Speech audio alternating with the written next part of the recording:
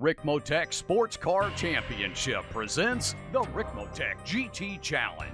Brought to you by Ricmotech, high-performance sim racing equipment, and in part by Proforma, elite Texas graphics.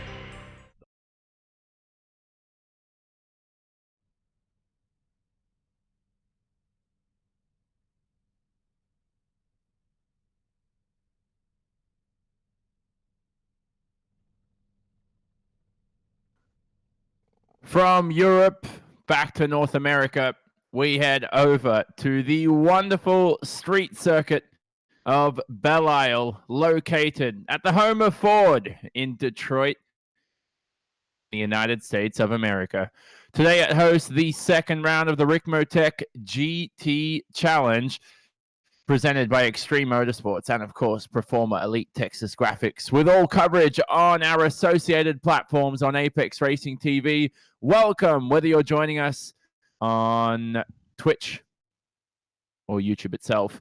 Myself, Jonathan Simon, in the commentary booth, alongside Tyler Maxson. And Tyler, we've been discussing pretty much since we and ready to go for this broadcast, we've been pretty much discussing the narrowness of this track, the race of attrition that could occur at Belle Isle.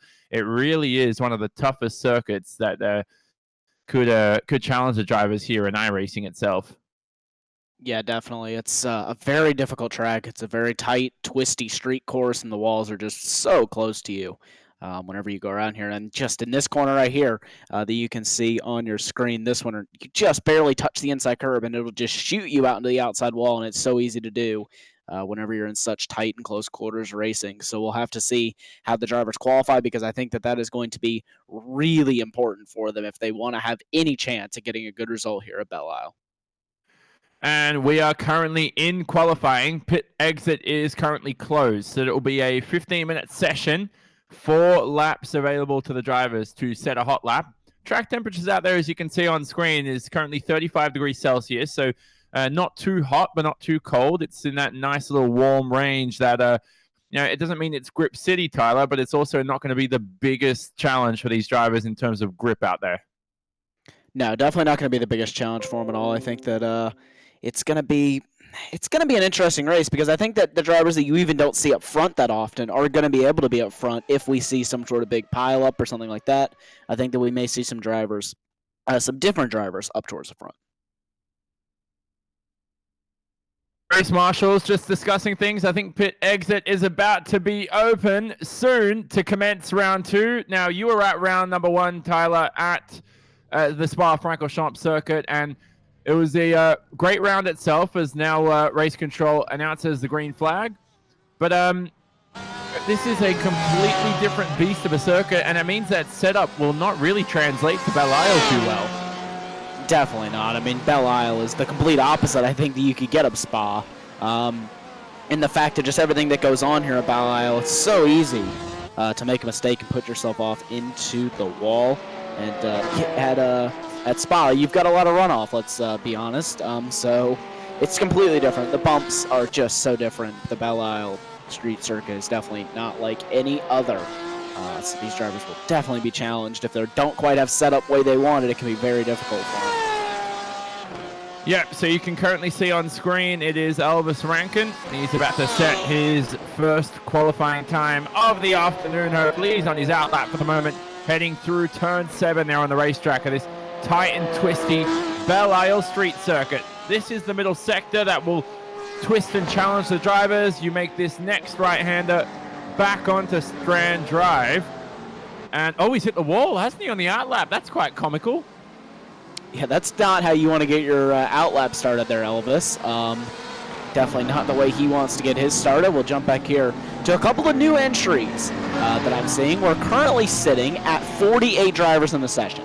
47, not including the race marshal, but that is insane. 47 drivers, in the session. That is going to be a very, very busy racetrack, especially with the GTDs and the GTLMs whenever the GTLMs do go around to lap the GTDs. And if you're trying to identify which cars are which, obviously it's the basic iRacing GTE versus GT3 field, but you'll also be able to identify them at the top of the screen there, as you can see. red for your GTEs and the GTLM class, and the GT3s represented in green. Now, a better way to identify them on track is the cars with the red mirrors and red boxes on the side of the windshield banner are GTE cars, and cars with green and mirrors and green boxes are GT3. So that's another good way to identify the two classes of cars. Some rapid times coming in. Elvis Rankin with a damaged car trying to progress through qualifying for the moment. You'd almost want to, Tyler, just pit and get a fresh set of a fresh car there. You got another 10 minutes. Yeah, I mean, it's hard though, because this is a lone qualifying session. So I don't know how long the drivers have as far as laps go. He could just be worried about a lap being taken away from him, and that is very big, especially from what I'm seeing. He doesn't have too much damage on the front end of the car. But right now, a driver who I think is about to go on pole here is Andrew Caron. Andrew Caron, look at those purple sectors here at Belle Isle, 5 of them, and he is currently on pole position for the moment, provisionally. A 1 minute 24.994. And I heard a car hit a wall in the background. We're going to hear a lot of that. But what Andrew Caron just crossed there was the bump at the exit of turn 2, Tyler, which will be much discussed here today. Yeah, it'll be very, very discussed. I'll try to get an onboard with one of the drivers just heading through there if I do get the opportunity. So give me just a minute to find a driver that is going around that part of the circuit. But as you can see right now, your fastest times are up at the top of your screen. But a driver who is usually really fast in the sports car series is made his way over to the GT Challenge Series. We saw him last time out in Spa, and that is Aerodom. And he's currently just gone fastest than anyone in Sector 1, but slower in Sector 2. That's crucial. Yeah, that is very crucial. He was just crowned champion of your sports car series a week ago, and now he's back in the GTE trying to race quite well. And it's weird to see, from myself who covered the sports car series season for season 14, all these different drivers who are normally racing in a different class of car in that sports car series. Now we get to see him put it against Aeronom and gets to see who's best in this car. Yeah, that'll be an interesting one to see. But these are totally different cars from what we run in the sports car series. Let's be completely honest. There's really nothing like what we drive in the sports car series. There's also just not... Those cars don't translate, really, whenever you really think about it, over here to the GT Challenge Series. So it's almost like a fresh plate, a fresh starting field, you could call it, for these drivers. This is Andrew Caron, still on screen. He's on provisional pole, like we said. Interesting to see Aeronom back into the pit lane, and he'll make 2 stints out there for qualifying. Who's this on screen? Number 23, that is Renault, I think? Yes. It's Ian Gagnon Renault, and for Alpine Simsport. He's heading through now this middle part of the lap. Now, the challenges around Belle Isle are as we said, the close proximity of the walls. Here, Ian heads on to Strand Drive. This is one of the 2 main overtaking spots on the circuit, Tyler, come the race in 8 minutes' time. Yeah, it will be one of the more useful overtaking spots because you can get in the slipstream. This is one of the few areas that you actually can get in the slipstream and get yourself back up to the front. Now, it will be so interesting to see, though, if drivers will opt to take tires in this race just because of the fact that they don't want to have that slippy slidiness that the old tires will provide and have that issue of being on the old tires and hitting the wall and causing some issue, like you can see Ian has right now. Yep, Ian Gagnon Renault currently leading your GT3 field at the moment with 27.9. So 3 seconds faster is that GTE class, and they were discussing during the race later, Tyler, that the best places to lap cars will be on the straights because it will cause a lot of chaos if you try to get it done through the corners here. Definitely will cause a lot of issues for you as well. This is another area that's going to be another good overtaking spot for drivers down into here as Ian backs out of that lap. But that'll be a good overtaking spot down into that corner. It's a hard braking zone, but you've got to be really careful to get the move done before the next part because there is a very close proximity to the walls. And whenever I mean close proximity to the walls, I mean about this close, as you'll see here in just a second. Yeah, we're riding on board with Andrew Curran, still currently on provisional pole. No one's topped that 24.9, so it's been a quick lap. Whether conditions have changed is another question. There's not many drivers have improved on their times. Here is Andrew Curran now, about to begin his last flying lap for the day. Heads through the first corner. Tyler, talk us through the exit here of turn. Oh, he's actually backed off.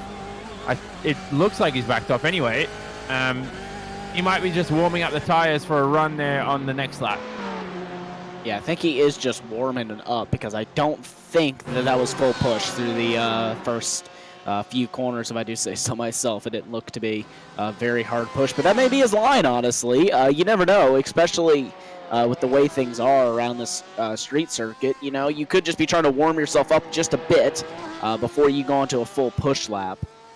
So we'll just have to wait and see for that one. But right now, it is Karen on the pole, Nam in second, and Dam will round out your top three. So pretty good showing from the drivers in the sports cars who came over from the sports car series, and also a driver that we don't see a lot. And wow, as I say that, Mike Dam puts it into the wall. Oh, no. Well, we know Mike Dam's been absent the past couple of weeks in terms of racing, whether or not he's got enough testing in itself, but he's an ever-quick driver, isn't he? And I almost want to see Andrew Curran now in the Mustang in the sports car series to see how he goes. Now, I would actually love to see that. The Mustang, though, is kind of a different kind of car, in my opinion. It's so weird to drive from the little time that I've had to drive it. The drivers that do drive it so well, like Aaron Nam and Mike Dam, I really have to give it to them. I mean, it's a difficult car to drive, so to be perfectly honest with you, I don't know if Andrew Curran would be fast in the Mustang. I'm sure he would be if he had enough practice in it, but it's definitely an interesting one. And he's only been on iRacing, Andrew Curran, since September 2018. So it's almost been his 1-year anniversary on the service. And it's just so difficult, Tyler, to jump from another simulator, which he raced on for 6 years, onto iRacing. And we saw the issues with Bono Haas, one of the best sim racers of all time, struggle to make that move in his first season in iRacing back in 2017. Yeah, it's definitely a difficult jump to make, especially whenever you're coming from anything that's not a PC simulation. If you're coming from even something like Assetto Corsa or something like that, it's got such a different handling model to iRacing that it takes a minute to do the jump over. And it's the things, it's the little things. You may be able to get the main stuff down, but it's the little things like whenever the car's sliding, how to save it and things like that, which is, you know, the basic stuff, but it definitely can be a real challenge for drivers if they're not fully equipped on the service.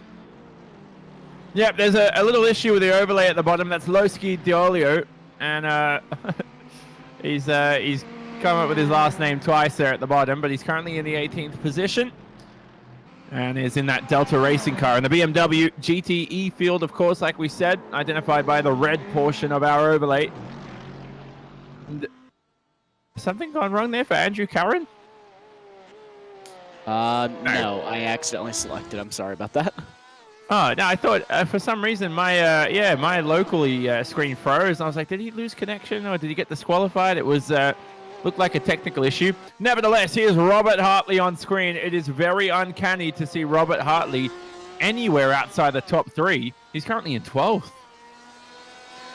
That is interesting, considering that he was like, I think he was second or third in practice. So considering that he is this low is very weird to see, especially of a driver over Robert Hartley's stature, being that he's 9,600 I rating. That's impressive in and of itself. But he's usually a very quick driver. I mean, we usually, even in the GT Challenge series, we'll see him up front in this and in the sports car series as well. And we also saw him in the World Challenge series when that was running at the earlier point this year. He was always quick in these cars, so it's interesting to see that maybe that just shows what kind of the street circuit is for you. It's that it's so difficult to get a perfect lap in. Yeah, and that could be the challenge for him now with only a minute remaining. I don't think he's going to get this lap in time, and he only promotes himself to 10th. I think that's his day done. Robert Hartley will start no greater than 10th out there today with a 25.7. This time's Tyler to see what his potential was, because obviously some people sandbag, some people improve on practice. in the practice session, he said a 25.8 at best. So if you think about it, actually improved on his practice time. So that just shows everyone really steps it up in practice, or from practice to qualifying. And I don't think that anyone would have any reason to sandbag, because I know that they don't do any sort of BOP in the middle of it.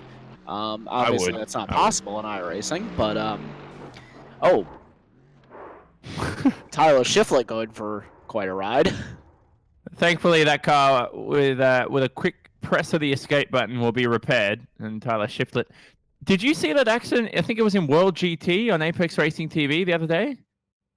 I did not. At Zolder? I did not see that. Everyone, if you watching right now, you've got a minute to the race, or do this mid-race. Go to the Apex Racing TV Twitter page, as we'll look at the grid here for today's event, and we'll you can go and look at one of the most spectacular accidents I've ever seen in sim racing at Zolder. Nevertheless, let's take a look at your grid for today's 75-minute racing event. So this is your GT3 grid for the moment, and this will be Ian Gagnon-Renault starting from the pole position alongside Brendan Misler. You can see down the order, Jim Liss with a brilliant qualifying performance ends up on the second row ahead of Zach Rounds. Now down the order, a few other names of notes. Brandon Whitworth will start just ahead of Lyndall McMurphy, and rounding out the top 10 of those two, we just saw Tyler Shiflett crash there at the end of qualifying. He starts alongside his Meh Motorsports teammate of Leon Wright on the 6th row, and then we'll see the rest of the grid cycle through on screen. Now, one pit stop is expected for both classes of cars today, Tyler, as we see the grid. Yes, so we'll quickly go through the grid here, as we have a very short formation lap to go through.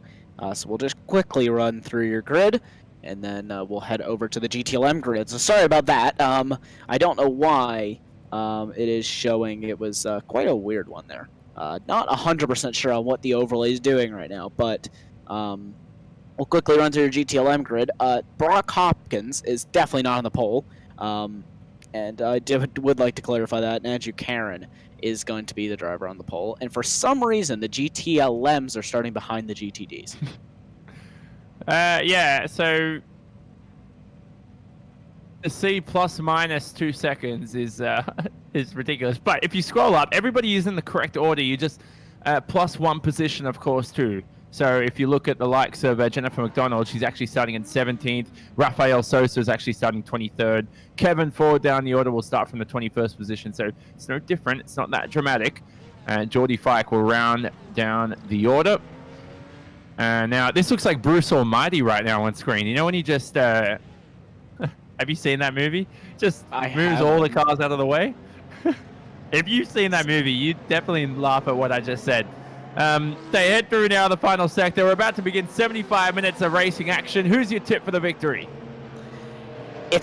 You can't call a victory at Belle Isle. Anything can happen, even down to the last second. Things can start happening here at Belle Isle. So you can never call a victory at Belle Isle until the checkered flag is dropped. Andrew Carroll will lead the field down to the green flag as he rounds himself under the Corvette bridge. Green flag is in the air. They're racing. Round 2 underway, and through the first corner they begin to form up here at Belle Isle on towards Central Avenue for the first time. They're going to scream towards turn 3 here, and it looks like a pretty clean start in your GTE field, but Karen still leads ahead of Nom. Then Raiden Bear now winner from last round. Caden Ben, excuse me. Mike Dam in the 4th position. Roker into 5th for Delta Racing. That's your top 5 as we watch the GT3s in a second. So the GT3 is rolling towards the green flag. They will as well go under the Corvette bridge and get ready to start. 75 minutes of action here. Hour and 15 minutes of racing. They're green as well.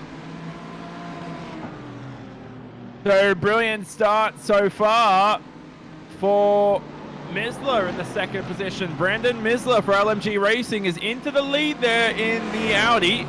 And look at this as well. Terrible start for Gagnon Renault. They're 3 wide on the run down to turn 3 on Central Avenue here. And Gagnon Renault with an absolutely poor start. But Jim List into the 1st position for D2D Esports. Jim List gets the elbows out, sticks it 3 wide. It was really able to take advantage of that. So he's done an amazing job then to move himself up into the lead here at Belle Isle. But let's check back in on your leaders overall in the GTLM class. That will be Andrew Karen, who will lead them through lap number 1 here. He's got an 0.8 of a second lead over Aero Nam. Caden Bien in third. Then it's Mike Dam. Then it's Roca in 5th, and that will round out your top 5 of drivers right now. William Laster down in 6th place, and Travis Schwenke as well. Another driver to keep an eye out on. So we'll have to keep an eye out on these drivers as the race continues on. Everyone really giving each other some room and really spreading out here at the start of this race. But one class that's definitely not spreading out too much is Jim List. Just taps the wall there. Flirting with the wall is Jim List. But Brandon Misler is definitely not giving Jim List any room so far. Jim List is a quick cookie, isn't he? Is Misler now after that brilliant start.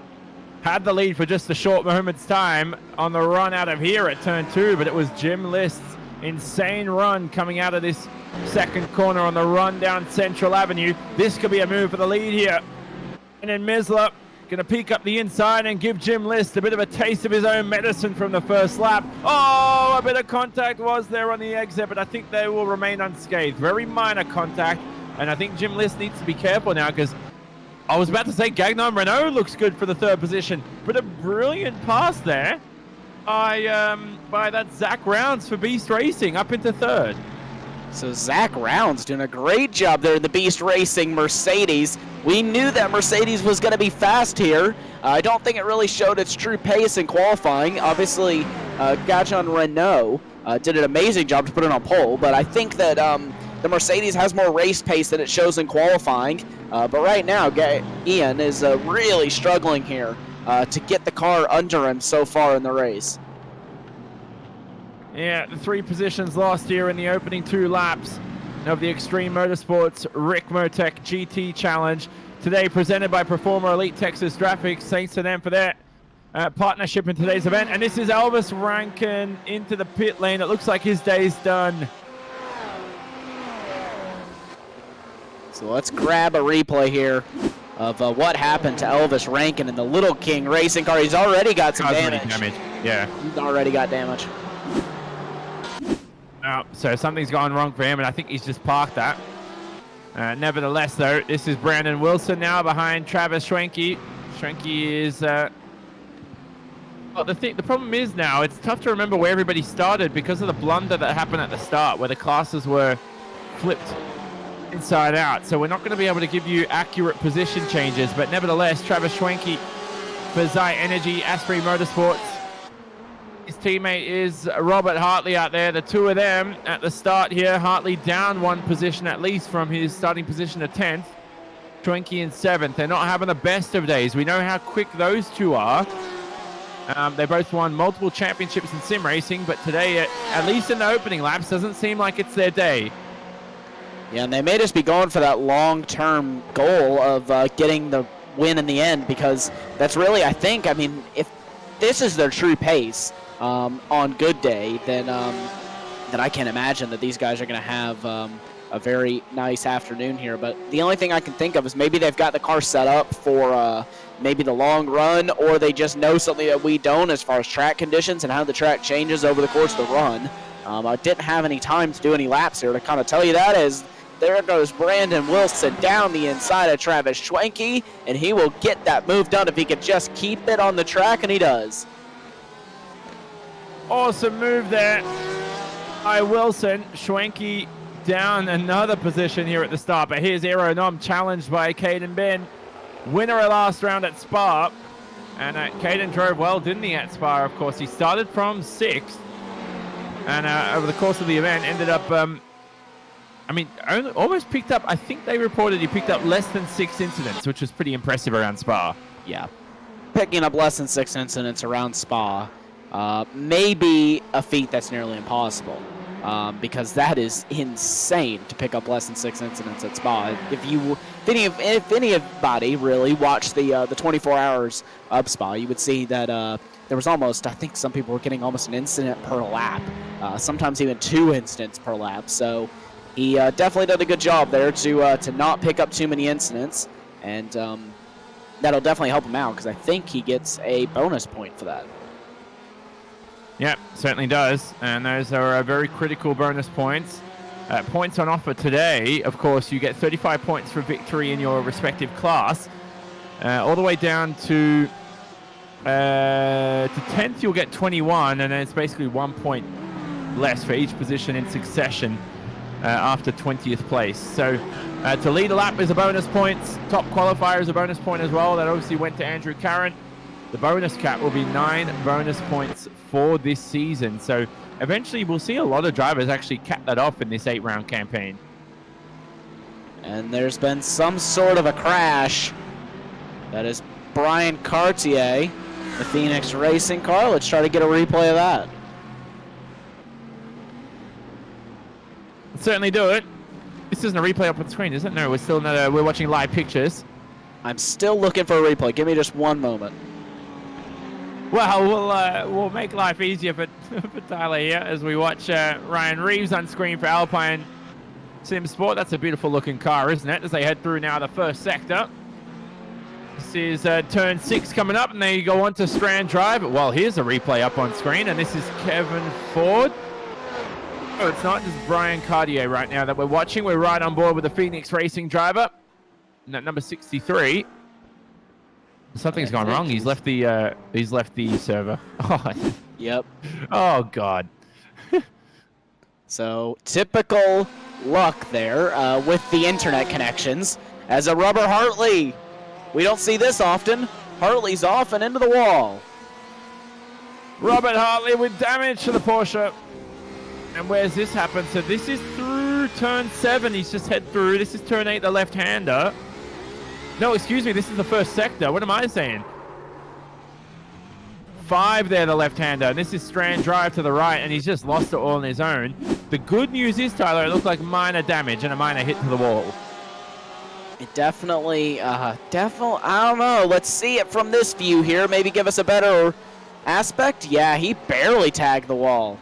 So that is surely good news for Robert Hartley. He did a great job to save that. Surely that's visual damage. Surely iRacing will repair that for him. I mean, is that Robert? No, that's Humberto Roca, isn't it? Behind Mike Dam here in the Crypti G orange racing car. Watch now in the second position. It's 3 seconds behind your leader, Andrew Carron. Andrew Carron, I've seen race these cars. Now, this season, he's looking incredibly well. And this is one of the GT3s out of the way position in class. Who was that down the order? That's haven't caught them in the best place. And I think that's going to be a story of the day we need to focus on. Is the traffic here is not going to be any easier. No, the traffic is just going to get harder and harder as the race goes on. But let's talk about one thing right now. RSR Esports are currently 1-2 here. So they're doing a nice show here. I think that they're one of the new teams to the GT Challenge Series. Or really any Ricmotech series in general. And they're having a nice show out here today, being a 1-2 so far. Brilliant stuff from them, isn't it? And RSR of sim racing. That's why I love being part of a team. I haven't been on a team for 3 years, but back when you did it, just working together, being quick together, working on setup, all that kind of stuff, the camaraderie. I mean, just a performance like this today, yes, it's based on talent. These guys have probably mastered this track, mastered this setup, put in the work together, and currently, with still an hour left in this race, they're getting rewarded for it. Yes, they are definitely getting rewarded for it. Those guys over at RSR Esports doing an amazing job, obviously. You know, and I agree with you.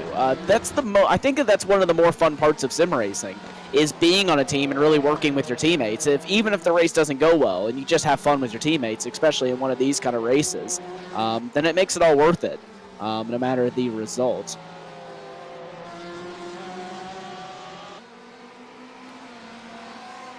Mike Dam on screen.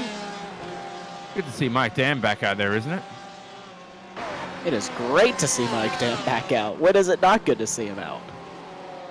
I love the dude. He's quick. He's representing the number 93 once again. I always like to know the story behind a driver's number, and since we can't speak to any drivers at the moment, let's ask you. What's your favorite number in racing? What would you pick? For me, it's 74. And it's been my number for a long, long time. Why? I can't tell you. It goes back to my karting days, and to be honest with you, I can't even remember why. But I don't know. It's something that's special to me. So you just picked it randomly? No, there was definitely a reason for it. I just don't remember what the reason was. It's been so long ago. Yeah, I like that. Oh, Andrew Karen. This is a lap car. I'm getting a bit too excited here. That's one of the GT3s in P14. Jack Wells for Beast Racing in the Mercedes. Andrew Karen in the number 72. He's 2 numbers behind your favorite number. Is there a number 74 out there? That could be your favorite driver, Tyler, out there today. I just can't spot it at the moment.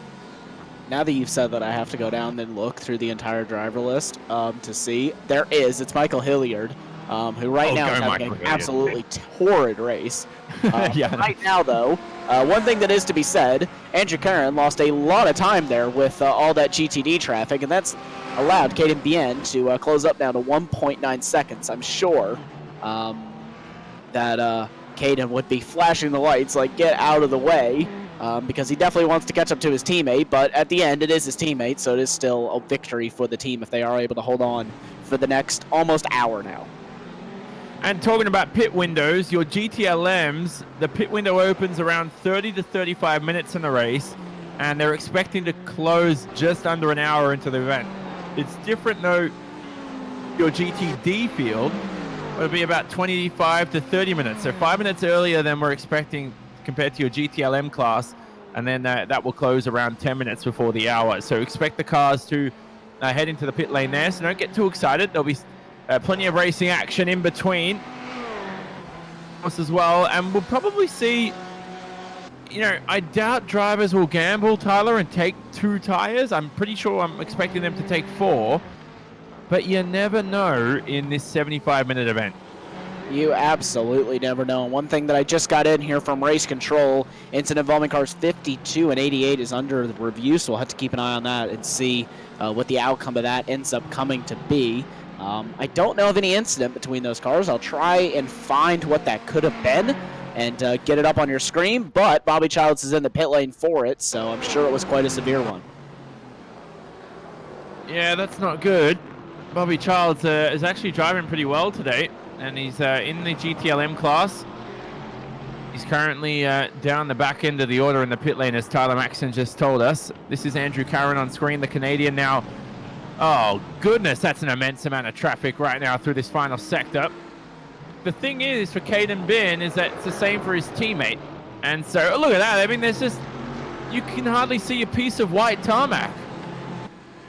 Yeah, it's, let's just say that it is very, very spread out here across the Belle Isle circuit. This is the street circuit, and this is what street circuit brings to us. And look at Andrew Karen, all up on the back of that GTD car, almost hitting the back of him, but is able to not hit the back of him, and now he'll have to try it down the straightaway. So this is what I'm talking about here with the difficulties of getting through traffic. He's still not able to get through him. This is going to cost him a lot of time. Oh, man. Andrew Karen. Oh, Caden Bin, look at that. The gap's down to less than a second now. Caden Bin looking for another race victory to his name. As his teammate Andrew Karen, we know last round at Spa, ended up classified in 33rd overall. His finishing position was down the order after some incidents during that event. So unfortunately for Andrew Karen, didn't get the most of his potential at Spa, and now here he heads through turn 7. And his teammate now, Caden Bin, half a second behind. So let's ride on board with Caden here.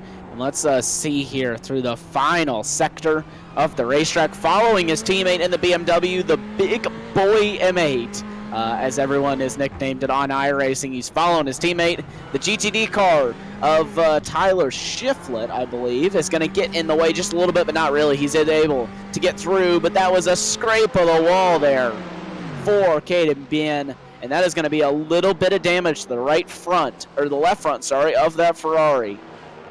And you can definitely tell he's pushing Caden Bin. Caden, who he member to the league, he only joined in July 2019, and like teammate Andrew Caron, only began iRacing less than a year ago. So he's really proving his worth here on the service. Yeah, definitely doing an amazing job. Let's try to look a little bit further down the order. So some drivers to keep an eye on here. Robert Hartley, who surprisingly hasn't moved up that much here tonight. He's had a little bit of issues in qualifying, and he really has stayed pretty much stationary from his starting position. So we'll have to keep an eye on him and see if they're just working on the long gain over there at the Excite Energy Ashbury Motorsports team, or if this is really their true pace, which would be incredibly shocking for me. Yeah, it could just be a bogey round at the same time. Maybe they haven't put in any practice or work into this event. You never know. There's so many different series that people participate in. This is Gagnon Renault, who started on pole position in the Alpine Sim Sport number 23 BMW. It is currently 7/10 behind Ricmotech in the 4th position. Through the first corner they go. This is a thrilling camera shot, isn't it? He's picked up a bit of understeer as he ran hot through turn 1. Avoids the bump on the exit of turn 2. And this is Central Avenue now on the run to turn 3. Now, did he back off there on the straight? Did I get that wrong? Did I hear something weird? I kind of think that he did, maybe to try to get the run through the corner, which, if that's what he was trying to do, he executed absolutely perfectly. But I think that he did. It sounded to me like he came off the throttle just a bit, but here we go. This is the battle of the teammates. Let's go to my new favorite camera shot that we have here at Belle Isle. All over the rear end is Caden Bin on his teammate here. Gets a run on to Strand Drive, and this is one of the 2 best overtaking spots of the day right now. Will he bump draft his teammate, which should be dangerous? And I don't know where they're going to head. Into turn 7, they brake, and the lap car does not get out of the way. And that's your P7 car in your GT3 field, which is Scott List Rambler. And now Andrew Caron still can't get through. I mean, he'll be absolutely furious. Yeah, that's going to be one that's going to be really, really frustrating for these guys. They still can't get through. Eric Violet not making it any easy for them to get through. Wow, that was close. And I saw in the rear view mirror the Mercedes GT3 behind went straight into the wall. So whether or not some cars behind collected the Mercedes up on screen, that was quite bizarre. I just caught it using his rear view mirror. This is not the replay, of course. William Lassler on screen now. It is a Mercedes. Oh, there it is. This is the incident. That's Scott List Rambler. And luckily, no one was collected in that crash. Yeah, so luckily for the other drivers, that was a 1-car incident. These drivers, I will say one thing, I've been very, very impressed so far with the racing that we've had. And look at this battle. This is between the 2 Delta racing cars, and they've got a GTD in between them. Oh, man. Gets out of the way. Does the Ferrari. Oh, this... is this going to be another breathless race for us? I'm pretty sure every race that we commentate on in the Ricmotech series seems to be a breathless one. At least recently it has been. These guys do an absolutely amazing job at providing absolutely incredible racing. As you can see, the 2 Delta racing cars giving us a little flash for the broadcast. I don't think that's exactly what they were doing, but still looked cool. But these 2 dealing with some traffic, and heavy traffic that is, and that's really the thing that a lot of drivers are having to deal with tonight, is really heavy and dense traffic, which is causing a lot of battles to get separated and closed up very, very quickly. As we see, I think a couple of drivers exiting the pit lane. I'm not sure if that's a legitimate stop or if that is for damage, which it seems that a lot of drivers do have damage, but most drivers are doing a good job to stay out of the wall despite the heavy, dense traffic. And Humberto there flashing the headlights, trying to get lap cars out of the way. This is I don't mind, as long as there's no pressure on you to win the race, I don't mind having an event like this where there's an insane amount of traffic. It's just a good work on your racecraft as well. As we see now, this is Schwenke behind And they're trying to lap a few GT3s for the moment. One of them gets out of the way there, but yeah, it's a really good race today to practice racecraft. It really is a great race to practice racecraft. And look at this, the 2RSR esports cars are getting held up with traffic again. What this is doing, though, is allowing Aerodom to close up. This is not only hurting the 2RSR cars and losing them time, it's also causing their rivals to close up time. And we know if Aerodom gets the opportunity to do a perfect strategy or execute something, he's going to do it. So these guys really need to be worried about Aerodom here. We know how good he is with the strategy in the sports car series. I would not be surprised if he does the exact same in this GT Challenge series. And, Caden Bin, is he... This is going to be close. He could probably throw it up the inside here if there wasn't a lap car in the way. This is Aeronom up ahead, who's now trying to reel in these two RSR teammates.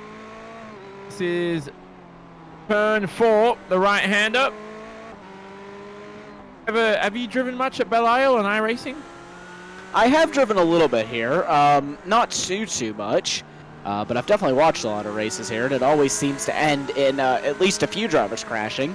But I have driven it here a little bit. It's definitely not my favorite circuit in the entire world. It's a little bit too bumpy for my liking, and the walls are just kind of weird with the way that they almost suck you in here. It's not my favorite circuit, but it's definitely good for some good old school street racing that we love to see. It almost kind of reminds me of like an old Monaco before it was super, let's just say barrierized. I've never. Is that a real word? I've never heard of that. I don't think it is. It might. You know, if it is a word, possibly a great word. By the way, what was the swimmingly? I need to fit. You said swimmingly earlier today, and I was like, I need to fit that into the broadcast today. So there you go, without context. Well, there we go. So that is your word of the day, I guess, from the commentary crew. I did that. I didn't even do that smooth at all. I was supposed to fit that in quite smoothly. Well, I'll tell you what, Andrew Curran is not having a swimmingly event so far. Oh, that was bad. Oh no. That was. All right. Back to the racing action, because we're definitely not good at fitting words in. Let's just call it that. We got a battle for 5th though. It is with 3 GTLM cars all queued up behind 1 GTD car. So, and it makes it so hard, the GTDs, to get by them on the straightaway because they do have a little bit more power than these GTLMs do, being that they have less drag because they have less aero on the cars. So that makes it a bit interesting.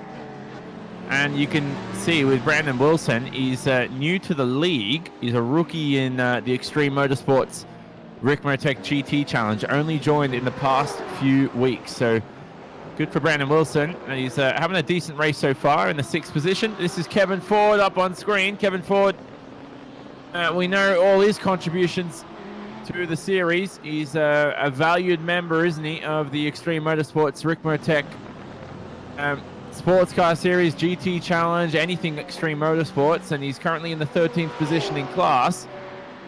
Kevin Ford, again, looks like, you know, we know he's quicker than this. Maybe it looks like, again, he just hasn't put in enough work for this round. Yeah, Kevin Ford. That's one thing I just want to take the time right now to do is give him a huge shout out. He really does do a lot of things for this league, and he really makes this just so possible, especially for us, helps us out with all the notes that he gives us every single week.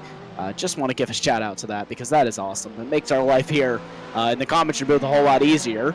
And yeah, just like you said, helps out so much with anything Ricmotech in general for the sports car series and for the GT Challenge series, as well for the World Challenge series, which is going to get started back up in 2020. I think the rumor is that it's moving to a different day. Not 100% sure about that, but A Monday. it is going to be on. It is going to be on a Monday. I said it's not going to be on a Monday though. Oh yes, I believe it's not going to be on a Monday. I think that is the rumor going around. I'm not 100% sure. Let's take an eye though on your only GT3 car who hasn't been lapped and a driver who we really haven't given a to so far in this broadcast. Brandon Misler Who? That's a car off. Yeah, and that looked like a Porsche, I think, No, it's a Mercedes, excuse me. That's Michael Hilliard in the 74. Oh, and that car looks... his day could be done. Who knows? But some bad news there for Michael Hilliard. Here's the replay up on screen. He's heading through the first corner just about now. Talk us through this. So I'm actually kind of interested. Big understeer. Goodness. Off and into the wall, and now he's stuck up on the island, at least for right this second. He was so far away from the wall on the entry that he just, I don't know, I felt like he just took too tight of a line, carried too much speed, and that was some of the worst understeer I've ever seen in my life. Yeah, and that, though, just shows. That is the difference in the first corner here at Belle Isle. It's so easy to have those little tiny issues like that, and Andrew Karen with a bit of issues right now, it seems, or that may just be a connection issue on my side. Andrew Karen's still in the first position. He's right ahead there of his teammate Caden Ben. This is still the battle for the lead. Now, some good news is the pit window is open, at least for GTD field. So, see if any of those GTD drivers will end up entering the pit lane. For your GTLMs, though, which we're watching now, we're watching the battle for the lead here with Andrew Karen and Caden Ben. They're going to head through the killer bump at turn 2. But I think Caden Ben's a bit too far behind to make a move. I think he is just a bit too far behind, and I don't think they'll make any risky moves, being that it is his teammate. Say one thing, that is the worst feeling in the entire world, I would say, whenever you take out your teammate. That's just god-awful. And I'm getting a word here from Race Control. Car 92 it has gotten a drive-through penalty for incident with car number 8. Let's try and queue up a replay of that. Give me just a moment, and we'll queue that up. So car 8 is Pasquale Iannucci for Crypto-G Orange, or Crypto-G Racing Green, excuse me. Crypto-G Orange Racing is, but it looks like Iannucci is on the receiving end of some poor driving, possibly, because there's a penalty there for the 94, you said? For the car number 92. 92, excuse me. So car number 92, if we find it, that would be Ryan Reeves. Ah. So I need to go back through and look at this because it definitely missed me. If there was any incident, I'm not 100% sure. Let me look for that. And by the way, the two RSR Esports drivers have swap positions. Oh, Caden Ben into the lead. So where has this happened? Caden Ben leads the race for the first time this afternoon. And there he is ahead. Last time we saw them head through turn 3 here at the end of Central Avenue. We're in the opposite order. And so this could change things as the pit window is about to open in a minute's time. And I'm still looking for this incident. I'm going to continue to look here for just a few moments' time. I believe that this is where the swap happened. It happened just heading onto this straight. So that is where the swap happened last lap. It is now Caden Ben who leads for RSR Esports. And the number 72 of Andrew Karen will slot into second. Andrew Karen, I don't know what's going on there. There's Ryan Reeves on screen. He's received the black flag. I think he's just exited the pit lane now, I assume, Tyler? I think, yes, that was just him exiting the pit lane. So, talking about pit stops, a few drivers have entered the pit lane already. Not sure if that's for damage or strategic, but definitely the pit window is open. But I'd say it's a bit too early anyway. I'd want to stretch it out. This is just when it opens. You don't have to take the pit window for the moment. But we are expecting one stop this afternoon, as we said earlier. And that means for the moment, if Andrew Karen cannot get past his teammate through the pit phase, he's going to have to do it again on track. And he's going to have to hope that Caden Ben is going to get a fat, full windshield of traffic up ahead. But at the moment, there's a pretty clean slate of air for Caden. Yeah, just a pretty clean air. So he doesn't look to have too much issues. Let's quickly just pull up an overlay there. So he has a little bit of traffic of 2 cars. Then it's pretty open. So I think that they're gonna have to play the strategy right. if they really want to be able to have an easy time. Obviously, they have 2 GTLM cars ahead of them, so it's going to be a little difficult for them to really be able to get by that car. So I wouldn't be surprised if they do a little bit of an undercut strategy, possibly. Possibly. Let's have a look at Kevin Ford right now. Is very close to... he's in the 13th position, very close to Jennifer McDonald up ahead. He's in that Ricmotech Motorsports car. And Jennifer McDonald back in action racing after missing a couple rounds at the in the sports car series, but now, well, I can't see where she started, but nevertheless, Jennifer McDonald joined the league. She's been in the league for quite a few years already, driving well out there, and listed here as well in real life. She drives her BMW at NASA track days, which is nice to see. So that is, and those positions that you see in the battle box, those are positions that they have gained off their starting position in class. She has gained 6 positions so far. Kevin Ford up 9. So both of those drivers really moving up. And here's our first biter for the pit lane. It is in the form of Roca. Good to Roca. Yeah, the Delta Racing driver into the pits. And you'll see if you'll get a fresh set of rubber here. Should be a pretty decent pit stop, but the thing is there's a bit of clean air there. The 17 of D'Olio has had an issue. I think D'Olio's had a spin there because that number was not moving up on screen there on the track map. Let me quickly try and take a look. So whilst Tyler finds that, Kevin Ford's still behind McDonald here, driving the BMW, and she also drives in the real world. This is D'Olio. I don't think it will happen. Does it happen here? Oh, no. Yeah, that's where it happened. And the teammates. Oh, goodness. The 2 Delta Racing teammates there, Tyler. What do you think about that? I don't know. You definitely don't want to make contact with your teammate. That's all I'm really going to say about that.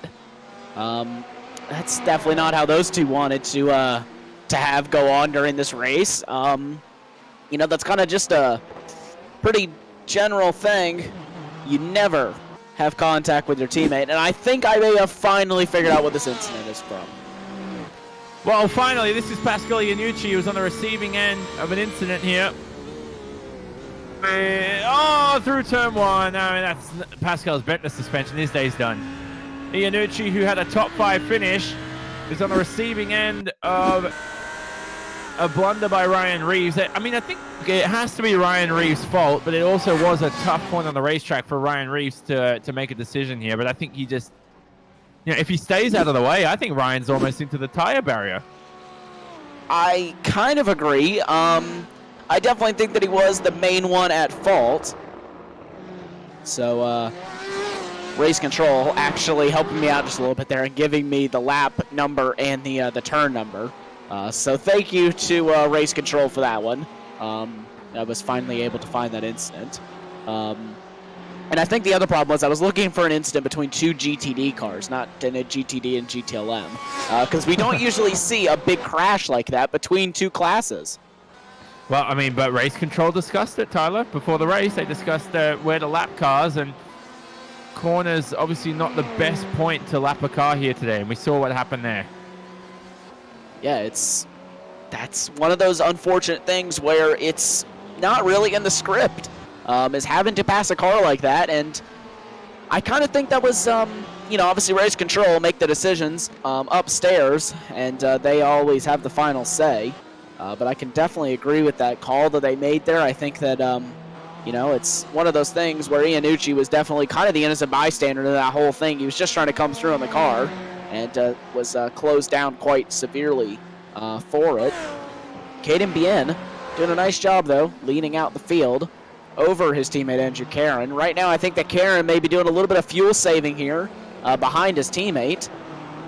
So he is able to go a little bit further in this race, but just saying that, though, he gets very loose on the exit of turn number, I think that's 9.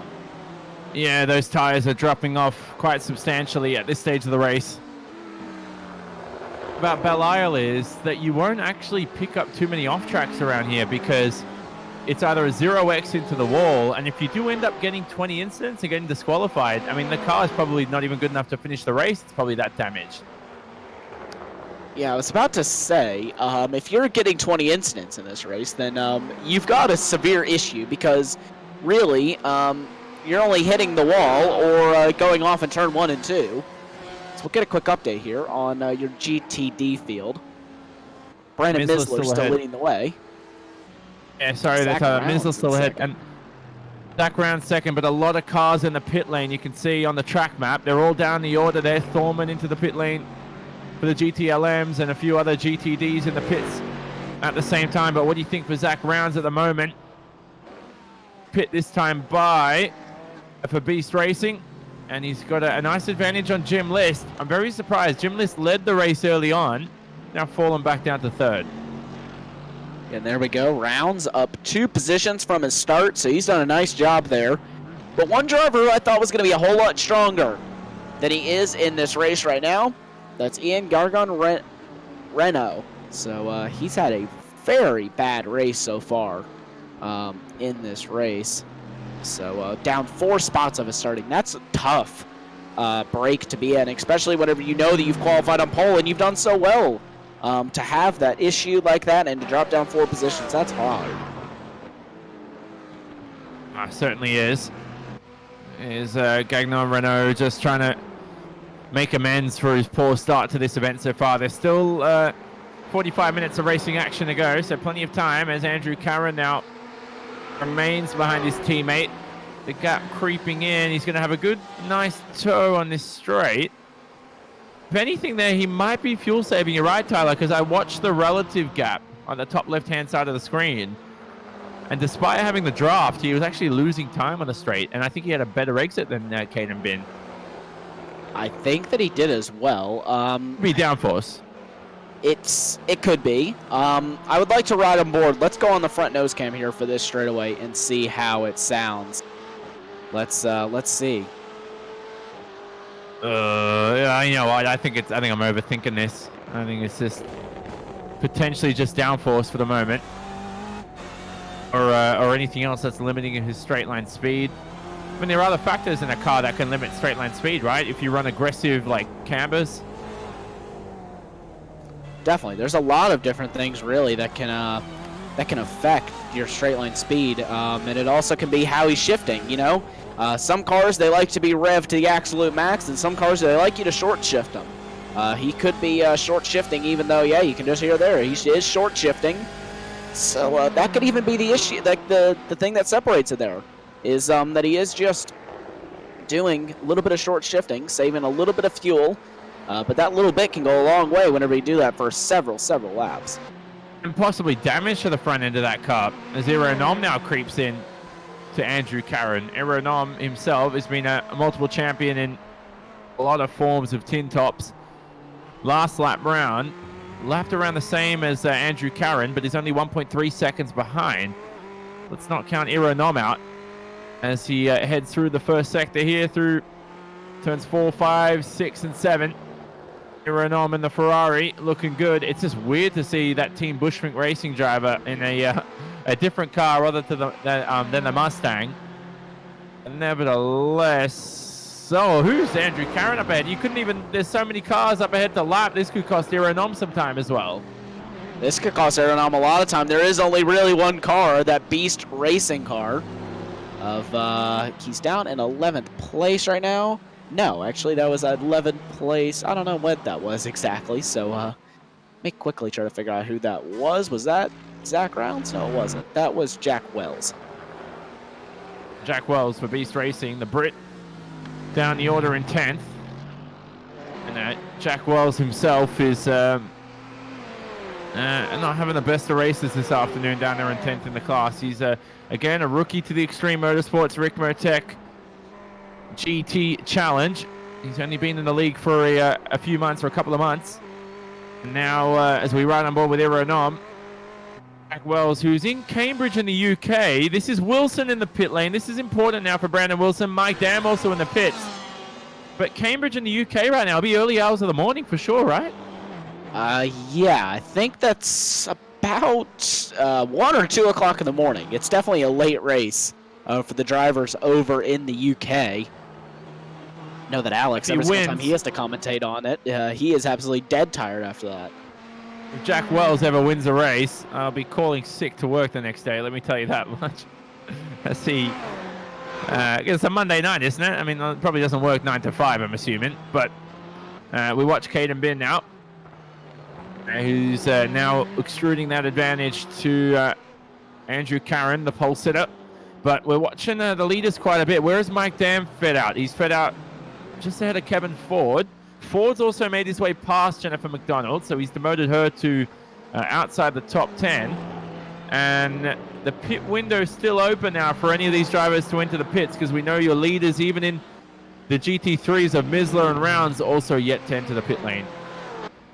It's a lot of drivers yet to enter the pit lane, and a lot of time really left to go here for these drivers. We're only 42 minutes in. We actually have just about 30 minutes left, so we're over the halfway point. So sorry about that one. I'm just kind of losing it a little bit here. It's only 9 o'clock at night for me, but still, nonetheless, can't quite think straight right now. And we'll speak to Bobby Childs, who is unfortunately out of this event. And Bobby, what's happened to you this race? If you're there. Yeah, I made a couple mistakes tonight, and kind of took myself out of it and took another driver out of it, and just a bad night for me. So would you take the blame for those incidents? Unfortunately, did you have a chat to race control and discuss where you went wrong? Well, race control called no action, which, you know, I understand that, and I agree with it, but I do want to publicly apologize to TD. He's just come back to racing with us here at Extreme, and this isn't the way we wanted to welcome him back, and me in particular. He's a little ticked off at me right now, so I did want to take the opportunity to apologize to him publicly for the incident. It was definitely not intentional, but I certainly made a mistake trying to get around him. But we know, Bobby, you're definitely a much better driver than we saw today, so you'll be looking forward to the next round out there for round 3 of the series. And it's not normal to see you like this, mate. You seem down on yourself as well. We've seen you drive a lot better than this, so hopefully you have a better round at Le Mans. Yeah, I'm in a new car as well. I spent last season in the Ricmotech World Challenge, teamed up with Jim List in the Mercedes, and this season I moved up to the GTLM car with David Payton and Chris Thorman, and it's a new beast for me. It's a learning experience, and I definitely learned some of my own limitations tonight. And talk about your contributions to the lead. You've joined Extreme Motorsports as a media and graphics developer. Any other roles you do behind the scenes? So talk about your job there at Extreme Motorsports. Well, the limit of what I do is the graphics development. I help get all the cars decaled up for the race, and I help get the website together. I did help put this series together. A couple of us drivers had been knocking ideas around and how to improve participation with our GT cars, because Frank at Ricmotech, he's real big on GT racing, and he likes the team endurance stuff, but we weren't getting a lot of participation. So we kicked this idea around, and I presented it to the admins, and they went for it, and man, it has turned out spectacularly. We've got a lot of great talent here now, some amazing drivers, 2 jam-packed classes. I'm just super impressed. So that's Bobby Childs out there today. We'll hopefully see you at Le Mans in a few weeks' time. And he's had a race to forget this afternoon at Belle Isle. Thanks, Bobby, and we'll chat to you soon, mate. Thank you, guys. Unfortunately there, Tyler, Bobby, who, I mean, we've seen him race better, at least in the MX-5, we've seen in the sports car series, but nevertheless, you know, we're overthinking it right now. Here's Zero Nom on screen. I don't think this is a battle for position. No, it's not, but Aeronom has lost a lot of time. He's lost a lot of time. Here's a replay. Supposedly, he had a little bit of a crash. Oh, no. Oh, no. Oh, I did actually see this as we were speaking to Bobby Childs. Yes. So this was in the back shot of the camera. I didn't think this was Aeronom. Surprisingly, though, oh, that's always dangerous. Luckily, those cars came into shot just after Aeronom got that car turning back the right way around, because that could have caused a roadblock at the circuit. Yeah, that definitely could, and that could be a very big incident. But he was able to get it swooped around very, very cleanly without too much incident. So, good to see that happening, but unfortunate for Aerodom. That's going to pretty much put him out of contention, I think, tonight for a position. That may even lose him a position to the driver who is already pit. Oh, wow. Jesus. Wow. Sorry. That was a bit unfortunate, but wow, that was impressive, actually. I am losing my mind tonight, I think. Yeah, this is Brandon Wilson making his way past the D2D Esports driver of David Payton. Payton down to 7th. Both these drivers are yet to enter the pit lane. No one in your top 8 in the GTLMs has entered the pit. So Mike Dam in 9th is your lead driver who's entered the pit lane. So he's going to get a brilliant undercut. The thing is for Mike Dam is that maybe those tires won't be as fresh towards the end of this event. Yeah, definitely may not be as fresh for him. So we're just going to continue to look here at this battle. It is pretty close here between Payton and Wilson. See if Payton's able to come back at Wilson with the traffic that we got coming up in the form of one GTD car. Not quite sure who that is exactly. That's the number 33 of Jack Wells we were talking about, driver from Britain over in the UK. And he's just got out of the way of those two to let them continue their battle here. But Caden Bien starting to pull away from his teammate, Andrew Caron, right now with very little traffic to play any factor. Yeah, for sure. When are we expecting him to pit, right? Surely in the next 5 minutes. They're really stretching this out quite long. I would expect him to pit in the next 5 to maybe 10 minutes at maximum. I can't see them going much longer than that. I mean, because that would be an extremely long stop. Or an extremely long way to run, sorry, if that happened. So, Oh, wow. continue to keep up on these guys to see where they end up here. But right now, RSR Esports, they're doing a great job.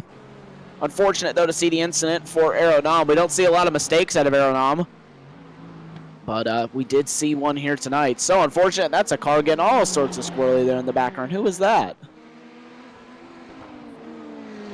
It's definitely, is that Eric? It's not Eric Violet. Eric Violet we're watching on screen now. That is Eric Violet's currently 7th.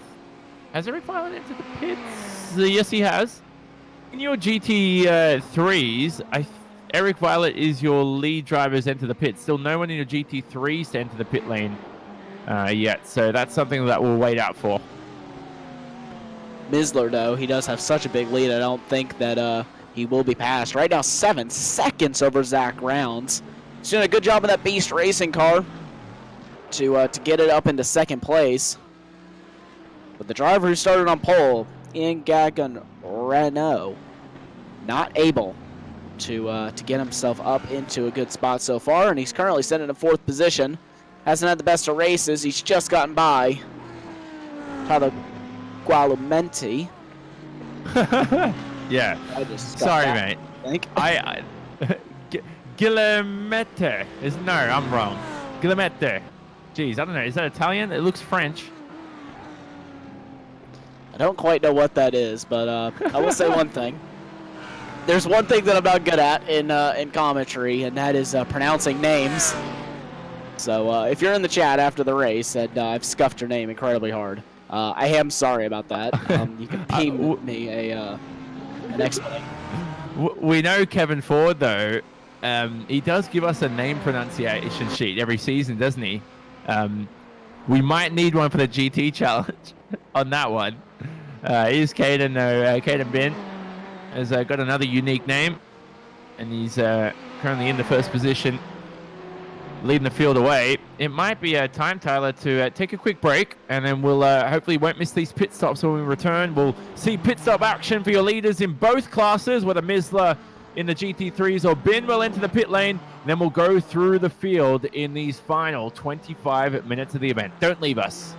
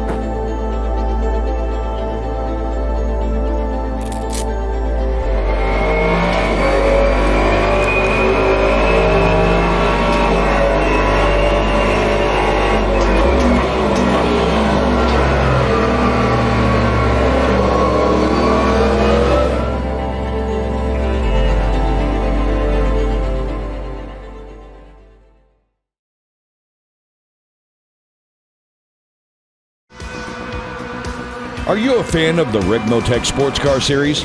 Now is your chance to show off your favorite sim racing series by visiting our online store. With clothing and apparel for women and men in all sizes, merchandise and gift items like coffee mugs, laptop skins, mouse pads, and many more items to display your passion for sports car sim racing. Visit us today at ExtremeMotorsports99.com and click on the online store button. Thank you for watching and supporting the Ricmotech Sports Car Series.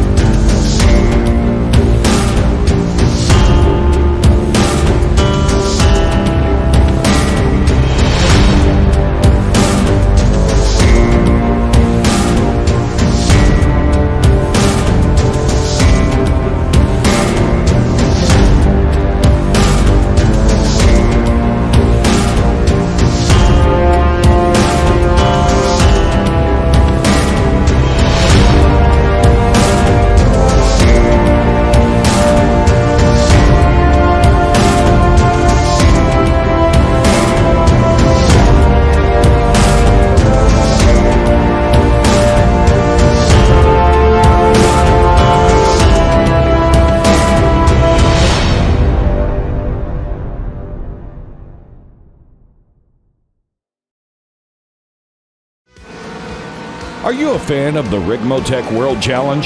Now is your chance to show off your favorite Sim Racing World Challenge by visiting our online store. With clothing and apparel for women and men in all sizes, merchandise and gift items like coffee mugs, laptop skins, mouse pads, and many more items to display your passion for sports car sim racing. Visit us today at ExtremeMotorsports99.com and click on the online store button. Thank you for watching and supporting the Ricmotech World Challenge.